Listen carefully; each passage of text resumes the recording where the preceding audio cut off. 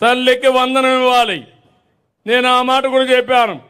ఎంతమంది పిల్లలుంటే అంతమందికి 15,000 రూపాయలు ఇచ్చి ఆ తల్లికి అండగా నిలబడతామని చెప్పాను. అందుకే దాని మీద కూడా కట్టుబడి ఉన్నాం. వీలైనంత తొందరలోనే, వీలైతే ఒకేసారి 2 సార్లు ఎట్లా చేయాలి, రేపు సంవత్సరం మళ్ళా జూన్ 2వ తారీఖున పిల్లలందరూ కూడా స్కూల్కి వచ్చే పరిస్థితికి వస్తుంది. ఆ సమయం లోపలనే మొదటి సంవత్సరంలోనే దీనికి ఇవ్వడానికి నేను అన్ని సన్నాహాలు ఆలోచిస్తున్నా. తప్పకుండా ఇచ్చి రుణం తీర్చుకుంటాం. అదే మాదిరిగా మే నుంచి వీలైతే రైతు భరోసా కింద కూడా ఇప్పుడు 20,000 రూపాయలు ఉంది. కేంద్రం 6,000 ఇస్తుంది. మనం 14,000 రూపాయలు ఇవ్వాలి. వాళ్ళు ఇంకా ఎక్కువ ఇస్తే మనకు ఉపయోగపడుతుంది. కానీ వాళ్ళు ఇవ్వకపోయినా కనీసం 20,000 ఇచ్చే కార్యక్రమానికి శ్రీకారం చుడతాం. కేంద్రం ఇచ్చేదానికి అనుకూలంగా 3 విడతల్లో మీ డబ్బులు ఇచ్చే కార్యక్రమానికి కూడా శ్రీకారం చుడతాను. అంటే నేను చేసే పనులు నేను చేస్తున్నాను. మీరు కూడా ఆదాయాన్ని పెంచుకునే మార్గంతో ముందుకు పోవాలి. శాశ్వతంగా పేదలుగా ఉండడం కాదు.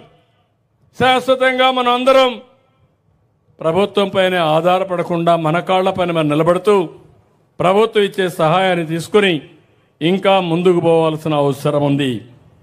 ఇంకో పక్కన మీరు చూస్తే మొన్ననే 6,700 కోట్లు రిలీజ్ చేశాం. వీళ్ళందరిలో విద్యార్థులకైతే 1,000 కోట్లు బకాయిలు పెట్టిపోతే వాళ్ళకి ఆ స్కాలర్షిప్లు ఇచ్చాం. ప్రభుత్వ ఉద్యోగులకు జీతాలు అవన్నీ కూడా ప్రావిడెంట్ ఫండ్ అవన్నీ ఇచ్చాం. పోలీసులకు, చిరు వ్యాపారస్తులకు, చిన్న చిన్న కాంట్రాక్టర్లకి 6,700 కోట్లు ఇచ్చాం.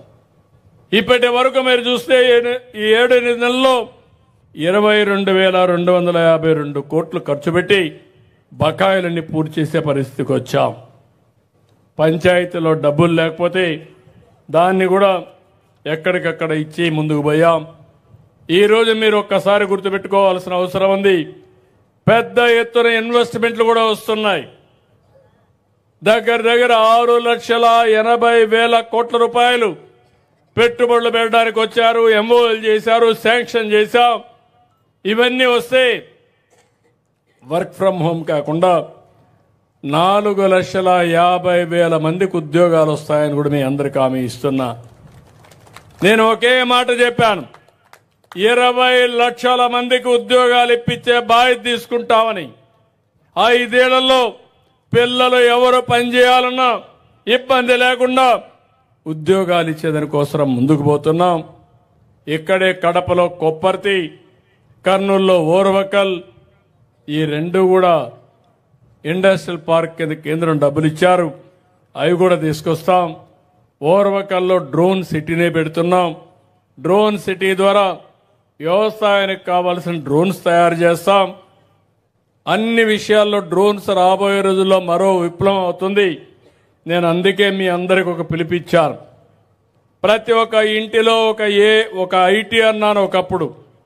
ఇప్పుడు ప్రతి ఒక్కరూ ఒక ఏఐగా తయారు కావాలి. ఆర్టిఫిషియల్ ఇంటెలిజెన్స్ లో ప్రావీణ్యం రావాలి. మీరు నేర్చుకోవాలి, వాడాలి. లేకుంటే మీరే యూజ్ కేసెస్ ఏఐ తయారు చేసే పరిస్థితి రావాలి. దీనికోసం 5 ప్రాంతాల్లో 5 రతన్ టాటా ఇన్నోవేషన్ హబ్స్ కూడా పెడుతున్నాను. అక్కడుండే పారిశ్రామికవేత్తల్ని, వెంచర్ క్యాపిటలిస్టుల్ని, మెంటర్స్ కూడా తీసుకొచ్చి మీరు ఏ విధంగా చేయాలనో మీకు నేర్పించడానికి ముందుకు పోతున్నానని చెప్పి కూడా మీకు తెలియజేస్తున్నా. తమ్ముళ్ళు, నిన్నే మీరు చూశారు, ఒకప్పుడు ఈ గవర్నెన్స్ అన్నాం, ఈరోజు వాట్సాప్ గవర్నెన్స్కి వచ్చాం. ఒకప్పుడు మీ వద్దకు పాలన అన్నాం, ఈరోజు మీ చేతిలో పాలన. ఎక్కడికి పోవాల్సిన పని లేదు. మీకు నేటివిటీ సర్టిఫికేట్ కావాలి, మీ మెసేజ్లో మన మిత్ర ఒకసారి అప్రోచ్ అయ్యి మీరు పెడితే మళ్ళా తిరిగి మీకు డేట్ ఆఫ్ బర్త్ ఇవ్వాలన్నా, మార్క్ షీట్ ఇవ్వాలన్నా, తిరుపతిలో దర్శనం కావాలన్నా, శ్రీశైలం దర్శనం కావాలన్నా, లేకుంటే కనకదుర్గ టెంపుల్ అర్చన చేయాలన్నా, ఆర్టీసీ బస్సులో సీటు కావాలన్నా ఈ ఫోనే సరిపోతుంది. ఇంకెక్కడికి పోయే పని లేదు. మీ ఇంటి పక్కన ఎంఆర్ఓ ఆఫీస్ ఉంటే ఆఫీస్కి పోయే పని లేదు. మీ ఎంఆర్ఓ ఆఫీస్ మీ ఇంట్లోనే ఉంది. నీ పని నీ ఫోన్లో ఉంది. ఫోన్ ఉపయోగించుకోండి. 161 సర్వీసులు ఇందులో పెట్టాం. ఎవరైతే ఇన్ఫర్మేషన్ టెక్నాలజీ మినిస్టర్ లోకేష్ గారు ఐటీ చదువుకున్న తర్వాత ఆయన ఒకటే ఆలోచించాడు. ఆయన పాదయాత్రలో కొన్ని ఆలోచనలు వస్తే వాట్సాప్ గవర్నెన్స్ పెడితే ఎట్లుంటుందని ఆలోచించారు. మీరందరూ కూడా మీ ఇంట్లో వాళ్ళందరూ వాట్సాప్ పెట్టుకుంటారు. మీ కులానికి సంబంధించిన నాయకులందరూ వాట్సాప్ పెట్టుకుంటారు.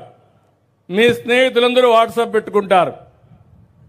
అంటే 10 మంది కలిసి ఎప్పటికప్పుడు మెసేజ్లు ఇవ్వాలంటే ఇచ్చుకుంటారు.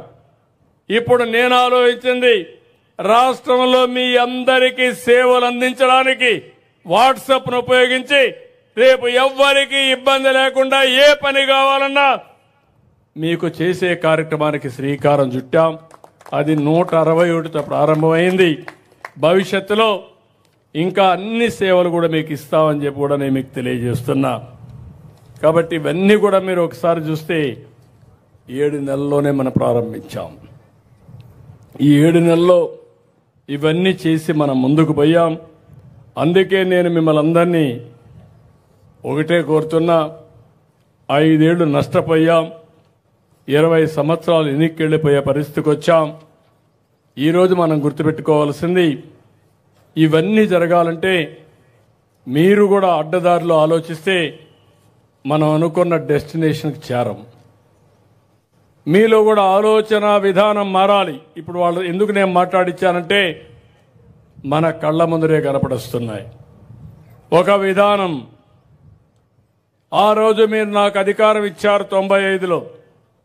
ఆ రోజు నేను ఆలోచించాను, ఏం చేస్తే భవిష్యత్తుకు బాగుంటుందని ఆలోచించినప్పుడు ఐటీ విధానం వల్ల లాభం వస్తున్న ఐటీని ప్రారంభిస్తే మనం చూసిన 25-30 సంవత్సరాల్లో అనూహ్యమైన ఫలితాలు వచ్చే పరిస్థితికి వచ్చింది.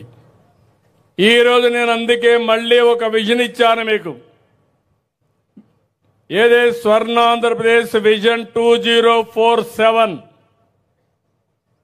2047కి రాష్ట్రంలో పేదవాళ్ళనే మాటే ఉండకూడదు.